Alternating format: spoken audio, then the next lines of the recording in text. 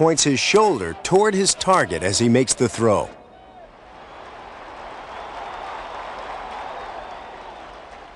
The next thing I'd like to talk to you about is the fly ball. There's two types of fly balls. The basic fly ball with nobody on base, and the one where there might be a possible throw involved with a man tagging on base. The first, come to a ready stance. As the ball's hit, you take your drop step, you get behind the ball.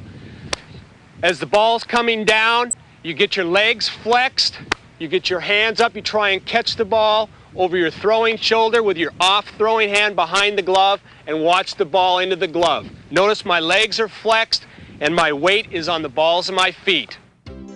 Watch this outfielder approach a fly ball.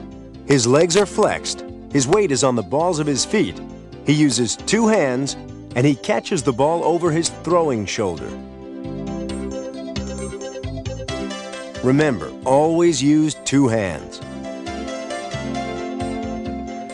The second fly ball is a one where there could be a possible tag situation. In that one, we want to get behind the ball. It's very important that we get behind the ball and get our momentum going through to have a possible throw. In this situation, again, we get in our good ready stance. We're ready, get our hands out in front. As the ball's hit and we pick it up, we drop back, pick up the ball, and stay behind the ball.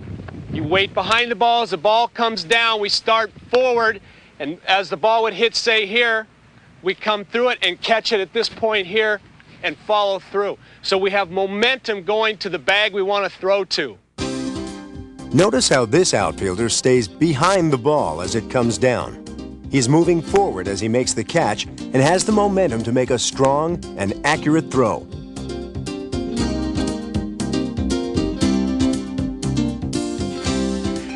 With all fly balls, I want to mention one point that's very important as an outfielder. When you start running after a fly ball, if you do not stay on the balls of your feet, your eyes tend to bobble. At that point, it's very hard to follow the ball bouncing like this. Outfielders take care of this by running on the balls of their feet as shock absorbers, and it keeps your eyes from bouncing. So again, if you're having problems picking up a fly ball that you're running for, you're probably not running on the balls of your feet. Another thing too, when a fly ball is hit, never drift. There are certain things such as wind and different weather conditions that could cause a ball to drift, and you wouldn't want to be caught at the last second not being able to be in front of the ball. So it's very important that you run to the spot where you anticipate the ball is going to land and get underneath it and get set. On this fly ball, the outfielder quickly goes to the spot where he anticipates the ball will land and sets himself to make the catch.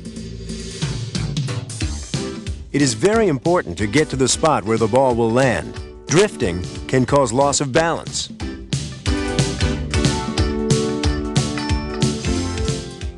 The next thing I'd like to talk to you about is ground balls. Two basic types of ground balls. Ground ball with nobody on base, and obviously with a runner on base where there might be a possible throw. An outfielder is the last line of defense. With nobody on base, it's very, very important that you knock that ball down. In this situation, we just want to use a good infielder stance, come in, get your rear down on the balls of your feet, look the ball into your glove. Very simple. But the most important thing is to come up in a ready position and stop that runner from advancing to second base. I would basically, as I come in, charge to the ball. Do not let the ball come to you, but be under control. Under control the last 10 feet, come set, and as you look the ball into the glove, turn and get the ball in as quickly as possible, trying to hit the cutoff man right in the chest. Very important to get the ball in as quickly as possible. Once you've done that, you've done your job as an outfielder. As this ground ball gets through the infield, the center fielder charges the ball, following it all the way into his glove. He bends his knee and quickly comes up ready to throw the ball back to the infield. With nobody on base, it is important for the outfielder to get his body in front of the ball and make a quick throw to keep the batter at first base.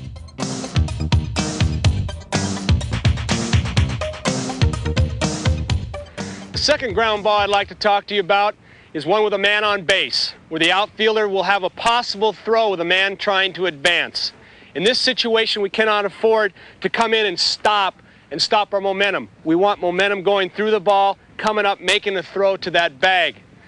This is done by charging the ball again as we do with nobody on base to shorten up the distance. But when we field the ball off to the side here.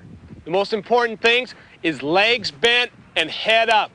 Too many times we find young players put their head down and do not see the ball into the glove.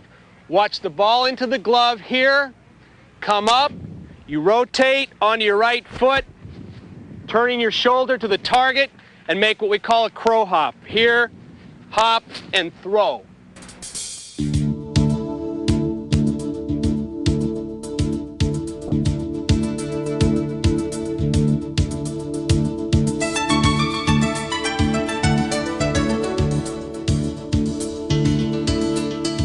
Notice how the fielder's momentum carries him through the throw. He fields the ball off to the side, then rotates on his right foot, turning his front shoulder to the target. Sometimes the fielder will not have the time to get his body's momentum behind the ball, but the rest of the throwing fundamentals stay the same.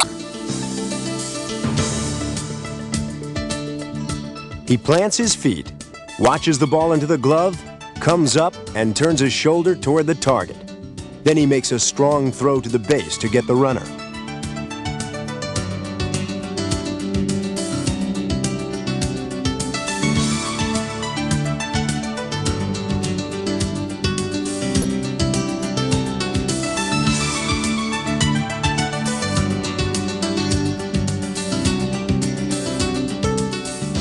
Remember, the more momentum a fielder has, the stronger the throw will be.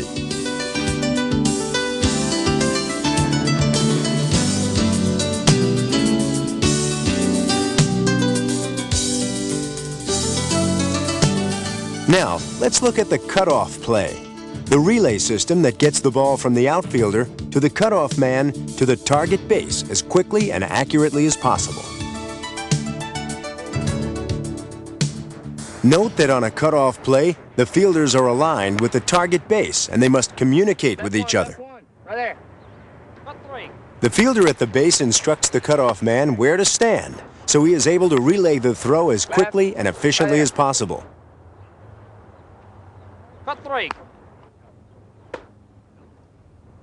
All three fielders should form a straight line from the outfield to the base. Left one, right there.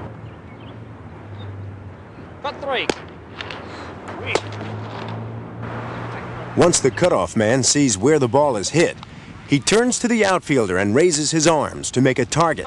He cuts off the ball and throws it to the base. Unless the cutoff man is told by the fielder at the target base to cut the ball off, he will let the ball go through. When the batter hits a single and there are no runners on, the outfielder may throw directly to second base. There's no need to cut the throw off since the distance to the base is short.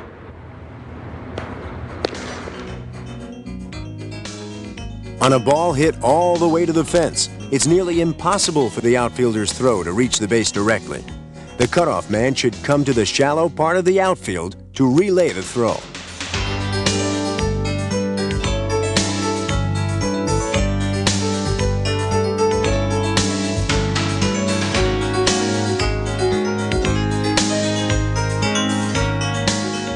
It's very important for the outfielder to